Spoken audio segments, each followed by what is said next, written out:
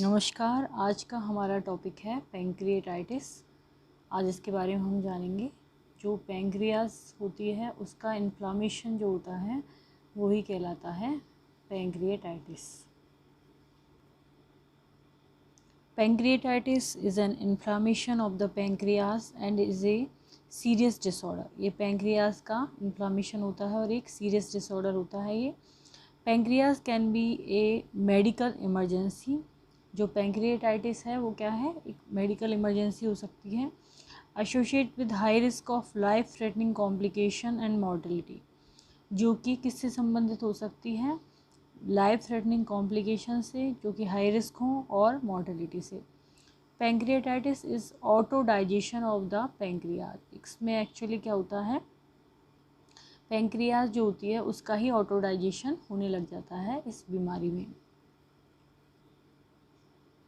Pancreas ranges from A mild self limited disorder, mild भी हो सकता है, सेल्फ लिमिटेड भी हो सकता है, to a severe rapidly fatal disease. और ये सीवियर और रैपिडली ख़तरनाक जो बीमारी है उसका रूप भी चेंज कर सकता है। That does not response to any treatment, जो कि कोई भी ट्रीटमेंट के इसके खिलाफ में काम नहीं करता है। अब क्या है, जो ये टाइप क्या क्या हो सकते हैं, इसकी क्लासिफिकेशन कैसे कर सकते हैं हम, एक्यूट पैंक्रिएटाइटिस और क्रॉनिक पैंक्रिएटाइटिस। एक्यूट क्या है, सडन ऑनसेट होती है, क्रॉनिक धीरे धीरे होता होता क्रॉनिक में चेंज हो जाता है। अब यदि हम इसके कॉजेज़ के बारे में जानें तो उसके कारण होते हैं अल्कोहल अब्यूज़, अल्कोहल अब्यूज़ की वजह से, बैक्टीरियल और वायरल इन्फेक्शन की वजह से, या फिर हो सकता है कॉम्प्लिकेशन ऑफ मम्स वायरस की कॉम्प्लिकेशंस की वजह से, या फिर गॉल स्टोन की वजह से, ड्यूडेनाइटिस की वजह से। कुछ मेडिकेशंस हैं जैसे कि corticosteroid, thyroid diuretic, oral contraceptives associated होती हैं किससे, पैंक्रिएटाइटिस से।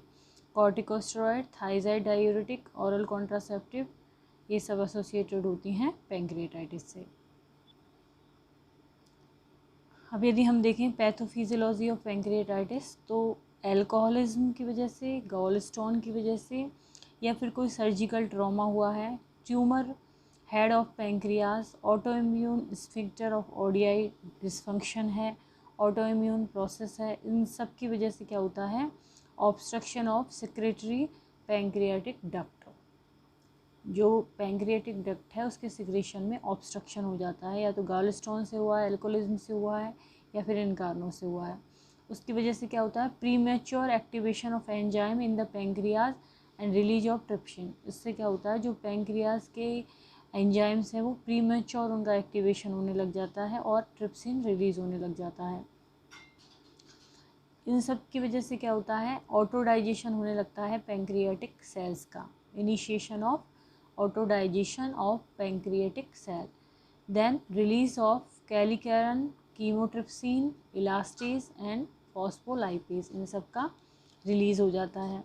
Then destruction of blood vessels, ultimately क्या होता है, ब्लड वेसल्स का डिस्ट्रक्शन होता है, destruction of blood vessel wall होता है। देन सीवियरली हेमरेजिक शॉक हो जाएगा क्योंकि ब्लीडिंग होने की वजह से। Then release of inflammatory markers release होंगे, कहाँ पर, सिस्टमेटिक सर्कुलेशन में इन्फ्लामेटरी मार्कर रिलीज होते हैं। देन मल्टी ऑर्गन डिसफंक्शन हो जाता है, अल्टीमेटली क्या होता है, मल्टी ऑर्गन डिसफंक्शन हो जाता है। तो ये होती है pathophysiology of pancreatitis.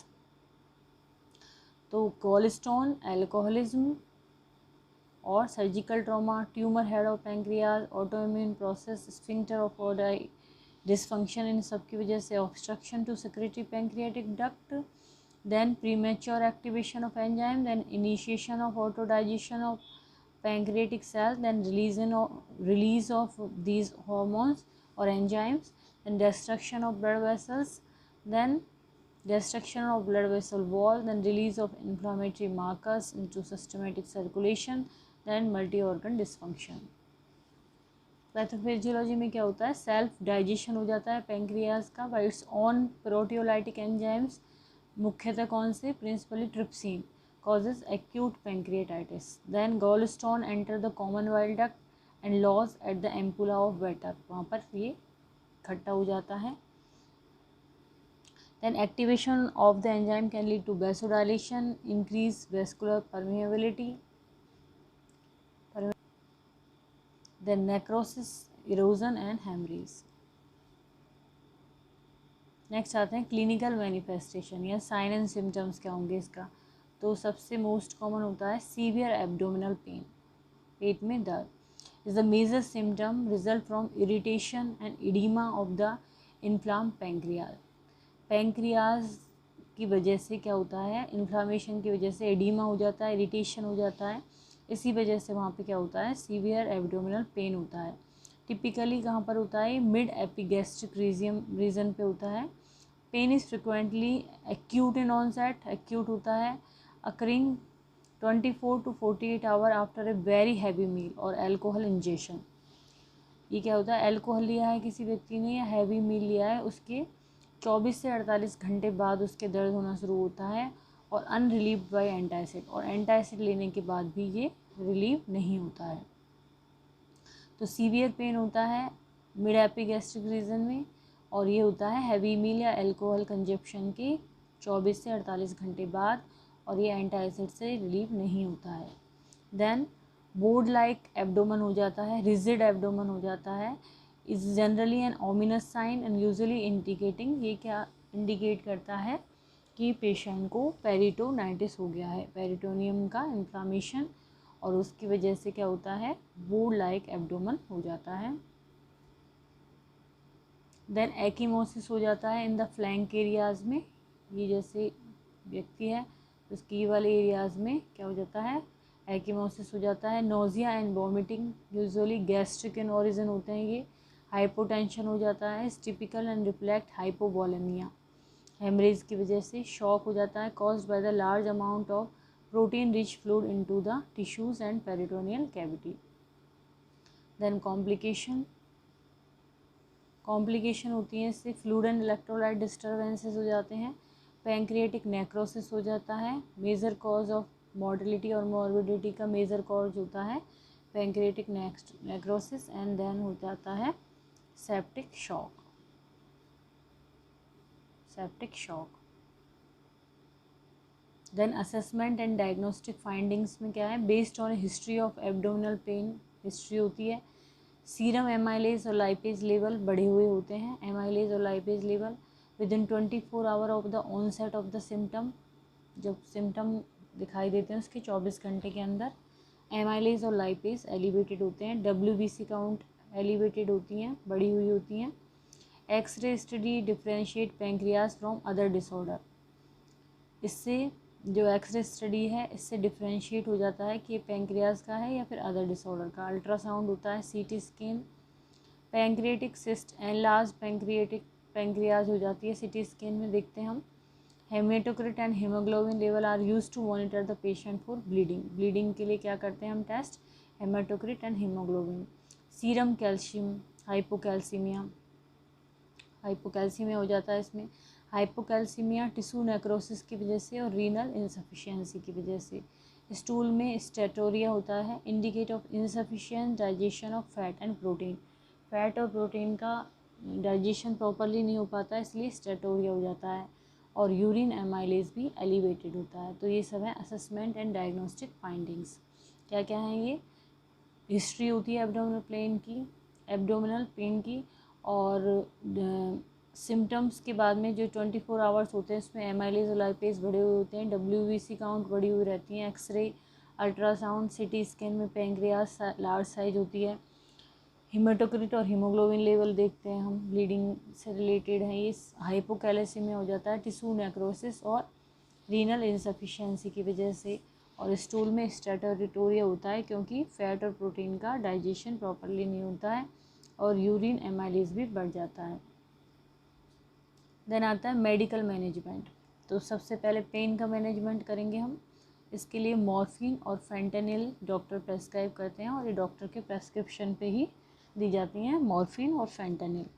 Then intensive care में correction of fluid and blood loss and low albumin level is necessary to maintain fluid volume and prevent renal failure. तो हम क्या करेंगे, फ्लूइड और ब्लड लॉस हैं उनसे रिलेटेड करेक्शन करेंगे, albumin level को भी जो लो है उसको करेक्ट किया जाएगा जिससे कि रीनल फेलियर ना हो। देन रेस्पिरेटरी केयर की जाएगी। High risk elevation of the diaphragm, pulmonary effusion और एटलैक्सटेसिस हो सकता है इसमें, इसलिए रेस्पिरेटरी केयर की जाएगी। Biliary drainage for external drainage and indwelling tubes in the pancreatic duct through endoscopy has been established drainage of the pancreas। तो pancreas के ड्रेनेज के लिए इंडवेलिंग ट्यूब्स होती हैं, बिलियरी ड्रेनेज होते हैं। इसके अलावा मेडिकल मैनेजमेंट में क्या किया जाता है, जो भी ऑरल इनटेक है उनको विदहोल्ड कर दिया जाता है to inhibit stimulation of the pancreas and its secretions of enzyme. जब हम ओरल इनटेक को विदहोल्ड कर देते हैं तो क्या होता है, जो पेंक्रियाज का स्टिमुलेशन है वो इनहिबिट हो जाता है, रुक जाता है, एंजाइम सिक्रीशन रुक जाते हैं।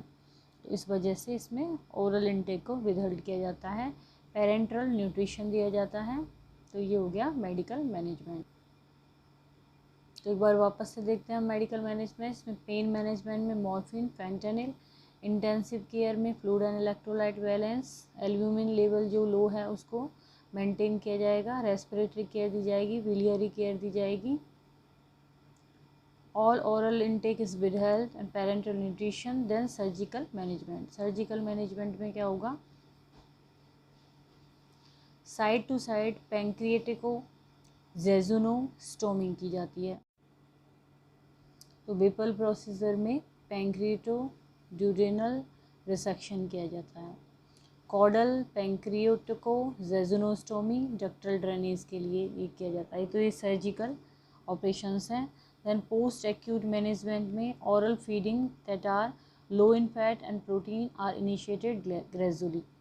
पोस्ट एक्यूट मैनेजमेंट में हम क्या करेंगे, ओरल फीडिंग स्टार्ट करेंगे जो कि लो होंगी फैट में और प्रोटीन में, ये धीरे धीरे शुरू की जाएगी।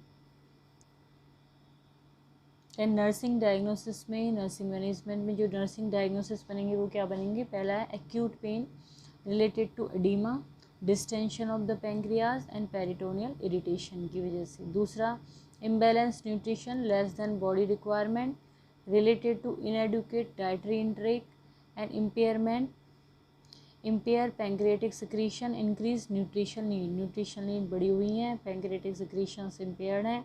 तीसरा, इनफेक्टिव ब्रीदिंग पैटर्न है related to splinting from severe pain की वजह से, स्प्लिंट करने की वजह से infective breathing, pulmonary infiltration, pleural effusion and एटलैक्टेसिस।